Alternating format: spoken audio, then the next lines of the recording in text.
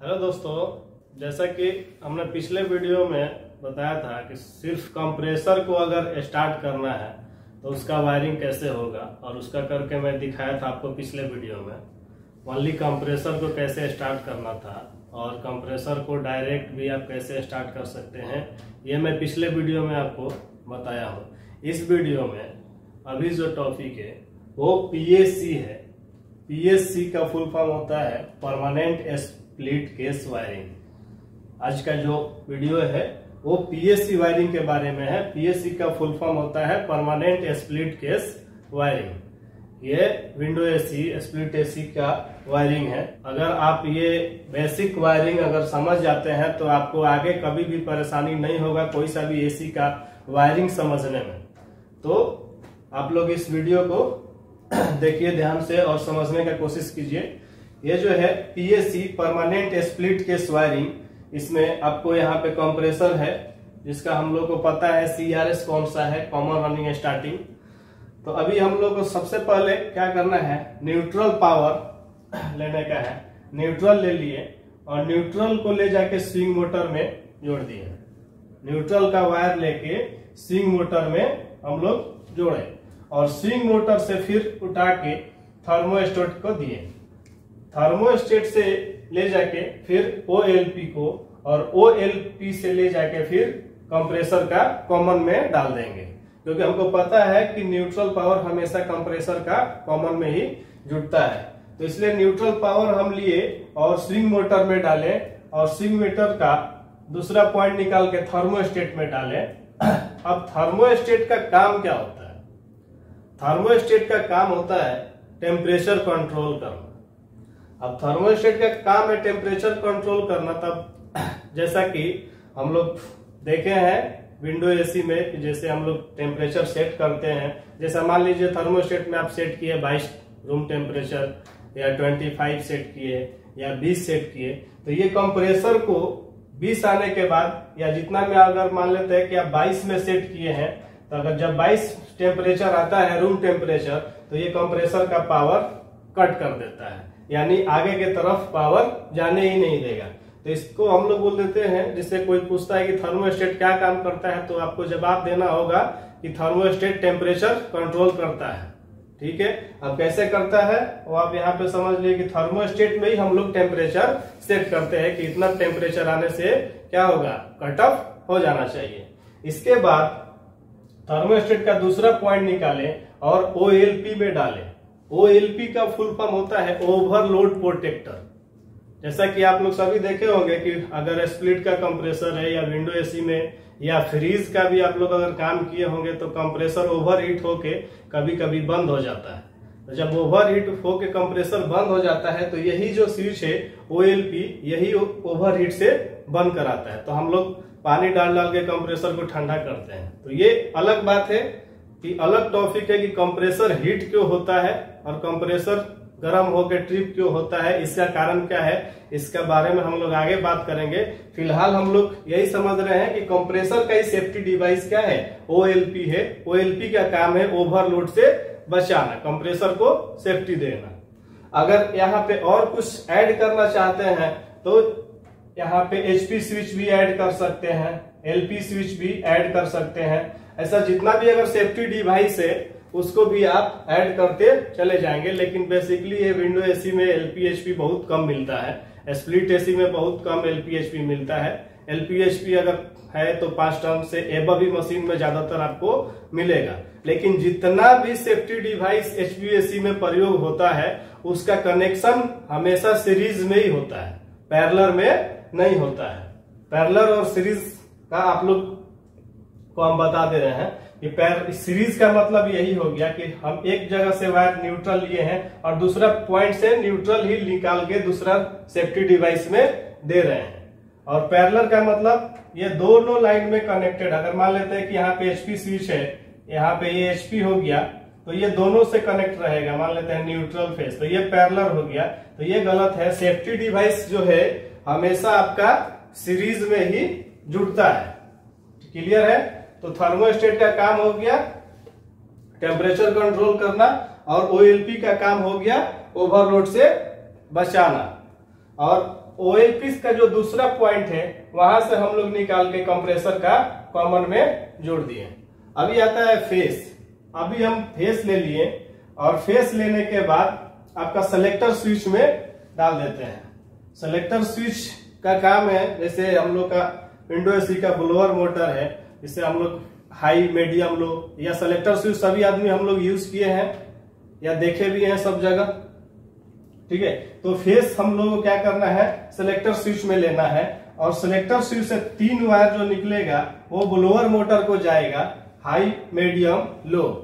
जब भी हम लोग हाई में चलाना है तो हाई में चलाएंगे फैन को, लो में चलाना है तो लो में, और मीडियम में चलाना है तो मीडियम में। जो चौथा पॉइंट है वो सेलेक्टर स्विच का जो चौथा पॉइंट है वो निकल के आएगा रनिंग कैपेसिटर में। अब रनिंग कैपेसिटर, ये कैपेसिटर का ऐसे सिंबल होता है। तो जो ये सेलेक्टर स्विच से चौथा पॉइंट जो निकाले हैं ये फेस, ये कैपेसिटर का फर्स्ट टर्मिनल में, यानी एक तो कहीं भी पॉइंट में आप कैपेसिटर का डाल देते हैं, मान लेते हैं। अब कैपेसिटर में जहां पर अगर ये फेस डाले हैं, ठीक वहीं से उसी पॉइंट से उठा के आपको हमेशा कंप्रेसर का रनिंग में लेके जाना है। याद रहे, जहां पे आप फेस डाल रहे हैं कैपेसिटर में, वहीं से रनिंग का तार जाना चाहिए। और कैपेसिटर का जो दूसरा पॉइंट है, यानी जहां पर आप फेस ले जाके डाले थे, उसका ठीक अपोजिट पॉइंट से आपको उठा के और स्टार्टिंग में कंप्रेसर का डाल देना होता है। तो ये कंप्लीट होता है पीएससी वायरिंग। अभी कैपेसिटर जो हम लोग का एचवीएसी में है वो 2 ही प्रकार का यूज होता है। वो एक रनिंग कैपेसिटर होता है और एक स्टार्टिंग कैपेसिटर होता है। कैपेसिटर का काम है टार्क उत्पन्न करना, यूनिट में टार्क उत्पन्न करता है, जिससे कि कंप्रेसर को हमारा स्टार्ट हो जाता है। तो कैपेसिटर, ये दोनों कैपेसिटर एक साथ दूसरा वायरिंग में यूज होता है, जिसको बोलते हैं हम लोग CSR वायरिंग, जो कि हम लोग आगे बात करेंगे CSR के बारे में। तो कैपेसिटर 2 प्रकार का एचवीएसी में यूज किया जाता है। पहला रनिंग कैपेसिटर, दूसरा स्टार्टिंग कैपेसिटर।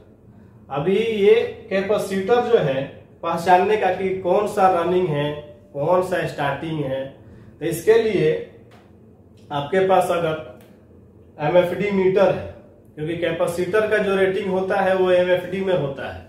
ठीक है, तो कैपेसिटर का जो स्टिकर होता है ना, स्टिकर के ऊपर में आप लोग ध्यान देंगे, कभी भी अगर रनिंग कैपेसिटर लेने जाएंगे तो एक ही मार्क दर्शाया रहेगा, जैसा कि 45 MFD -+5%। ये RC का टैग होता है रनिंग कैपेसिटर का। जब भी आप रनिंग कैपेसिटर खरीदने जाएंगे तो उसमें एक ही मार्क दर्शाया रहेगा, लेकिन जब स्टार्टिंग कैपेसिटर जो खरीदने जाते हैं या उसके स्टिकर पे, तो आपको डबल रेटिंग मिलेगा, जैसा कि 60 to 80, 80 to 100 MFD। ये कैपेसिटर का पहचान है। अगर इस तरह से भी आप कैपेसिटर को पहचान सकते हैं।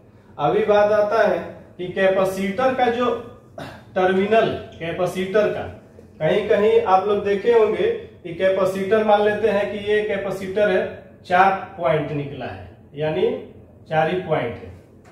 कहीं कहीं कैपेसिटर में आपका 6 मिलेगा। ठीक है, ये रनिंग कैपेसिटर में मिलेगा आपको। तो अभी 4 जो पॉइंट रहता है, इसमें कुछ कैपेसिटर के ऊपर टैग लिख के नहीं देता है कि किसमें आप फेस डालें और किधर से स्टार्टिंग का तार निकालें। तो आप लोग 4 पॉइंट वाला कैपेसिटर है, आप कहीं में भी फेस डाल सकते हैं। जैसा कि यहाँ पे डाले हैं तो यहाँ पे फेस लेके आए और यहाँ से रनिंग को लेके चले गए और यहाँ से स्टार्टिंग को लेके चले गए।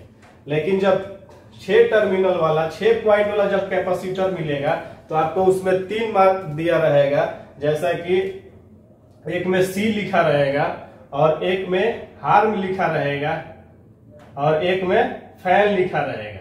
ये 6 टर्मिनल वाला कैपेसिटर के ऊपर लिखा रहेगा। तो जब भी हम लोग सेलेक्टर स्विच का जो चौथा पॉइंट है, हम लोग हमेशा कैपेसिटर का जो कॉमन जो C लिख के रखेगा उस पे हम लोग ले जाके डाल देते हैं और वहां से उठा के रनिंग को ले जाके डाल देते हैं। और जो हार्म है वो हार्म स्टार्टिंग के लिए होता है। कंप्रेसर का स्टार्टिंग तार हमेशा कैपेसिटर के हार्म में जुटेगा। क्लियर है। और ये फैन है तो आप कंडेंसर फैन चलाना चाहते हैं या कुछ भी अगर फैन है उसको हम लोग उससे यूज कर सकते हैं। ये क्लियर हो गया। तो आपका रनिंग कैपेसिटर और स्टार्टिंग कैपेसिटर ये दोनों का पहचान, और ये आपका टर्मिनल कैपेसिटर में अगर 4 टर्मिनल वाला मिलेगा तो और 6 टर्मिनल वाला मिलेगा तो कैसे आप लोग वायरिंग करेंगे। तो मुझे उम्मीद है कि ये पीएससी वायरिंग आप लोगों को समझ में आया होगा। ठीक है, ये बहुत ही आसान है वायरिंग, अगर समझ जाते हैं तो किसी भी यूनिट का ये बेसिक वायरिंग है। इसके बाद जो हम लोग वायरिंग समझेंगे वो पीएससी, तो ये कंप्लीट हो गया। सीएसआर, उसके बाद star delta power wiring, star delta control wiring, बहुत सारा वायरिंग है।